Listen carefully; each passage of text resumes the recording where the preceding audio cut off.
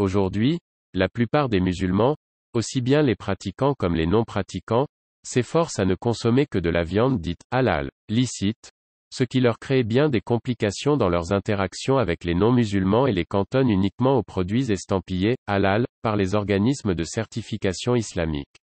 Mais est-ce le Coran qui a inventé un tel concept, ou est-ce à nouveau une invention de l'islam selon la soi-disant sunna du prophète? Une fois de plus, on retrouve le même égarement chez les juifs et les musulmans, les premiers avec leur concept de kasher, et les seconds avec celui de halal, ce qui n'est guère étonnant étant donné que tous deux se sont engagés dans la même fausse voie, consistant à suivre les traditions orales de leurs rabbins et oulémas mises par écrit dans le Talmud et les hadiths, plutôt que ce que Dieu leur a fait descendre, à savoir la Torah et le Coran. Notez qu'on ne retrouve pas ce concept de halal, kasher, chez les chrétiens, car leur voie est totalement différente de celle des juifs et des musulmans, même si l'on leur propre égarement, et pas des moindres, consistant à adorer une trinité plutôt que le Dieu unique et indivisible. Dieu a pourtant prévenu les musulmans dans le Coran de ne pas suivre la même voie que celle des enfants d'Israël, mais ils n'en ont fait qu'à leur tête, faisant exactement le contraire de ce qui leur a été prescrit, et se sont donc tout logiquement retrouvés dans le même égarement profond. Toute nourriture était licite aux enfants d'Israël, sauf celle qu'Israël lui-même s'interdit avant que ne descendît la Torah. Dit leur, apportez la Torah et lisez-la, si ce que vous dites est vrai.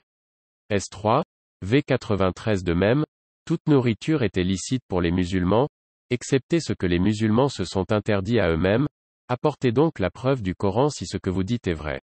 Qu'est-ce que le halal? Au regard de l'islam, le terme halal désigne littéralement tout ce qui est licite pour le musulman.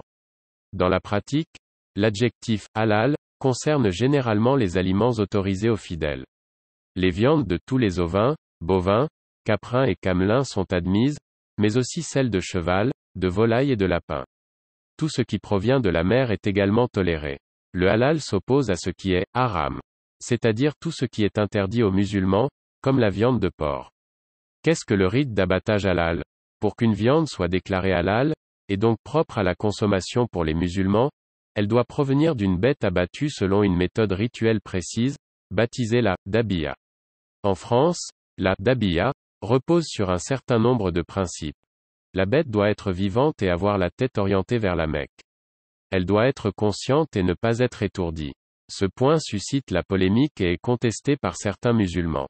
Le recteur de la Grande Mosquée de Paris, Dalil Boubaker, s'est par exemple prononcé en faveur d'un étourdissement des bêtes avant leur abattage.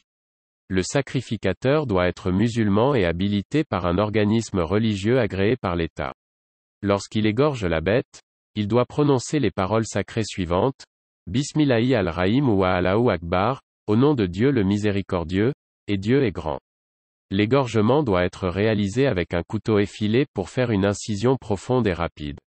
L'objectif est de couper les veines jugulaires et les artères carotides tout en évitant la moelle épinière, afin que les convulsions améliorent le drainage du sang. Le but de cette technique est de vider plus efficacement l'animal de son sang pour rendre la viande plus hygiénique.